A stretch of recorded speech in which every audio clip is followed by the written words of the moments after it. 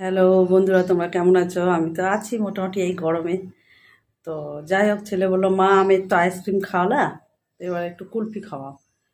তো ভাবছি দেখি আজকে কুলফি করব। কিভাবে কুলফি করছি আমি তোমাদের শেয়ার করছি।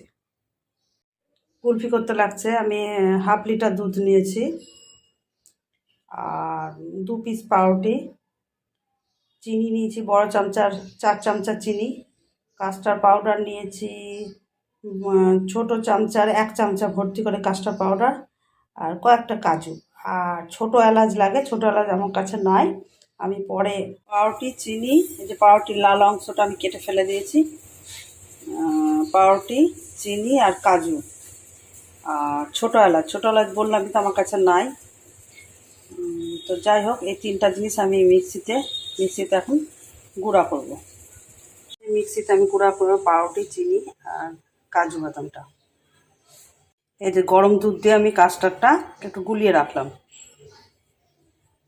দুধটা অনেকটা ফুটে গেছে। এবার হলো পাউরুটি আর কাস্টার্ডটা আমি মিশিয়ে দেবো, আর সমানে শুধু নাড়তে থাকবো যাতে নিচে দলা না পেকে যায়। কাস্টার্ড দিলে একটু দলা পেকে যায়, ওই জন্য সবসময় নাড়তে থাকবো। এই যে একদম পাওয়ারটা লো, গ্যাসের পাওয়ারটা একদম লো করে পাউরুটি আর কাস্টার্ডটা দিয়ে দিয়েছি, আর নাড়তে থাকছি যাতে নিচে দলা না পেকে যায়। এরকম গোল গোল করে নাড়তে থাকতে হবে।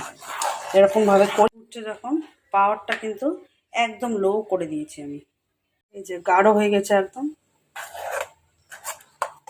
এবার এটা আমি ঠান্ডা করব, কিছুক্ষণ পর আমি ঠান্ডা করে কিছুক্ষণ পর আসছি।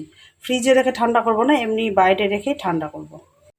এই যে একটু ঠান্ডা হয়ে গেছে, একটু দানা দানা ভাব আছে, একটু এটা মিক্সিতে দেবো, দিয়ে একটা স্মুথ করব। যে স্মুথ হয়ে গেছে মিক্সিতে দেওয়ার পর, এবার আমি কুলফি মোল্ডে আমি ঢালবো। ঢালা হয়ে গেছে, এবার আমি এটা ফ্রিজে রাখবো, সারা রাত ফ্রিজে রাখবো, সকালে বের করব। কুলফিটা দেখি, কালকে বসিয়েছিলাম কুলফিটা জলের মধ্যে, এই যে নর্মাল জলের মধ্যে একটু বসিয়ে রাখলাম, তারপরে খুলছি। এই যে এমনি জলে, নর্মাল জলে একটুখানি রাখলাম, দেখি এই যে কি সহজে কি সুন্দর কুলফি হয়ে গেল রেডি। খেয়ে দেখবেন, খুব সুন্দর লাগবে।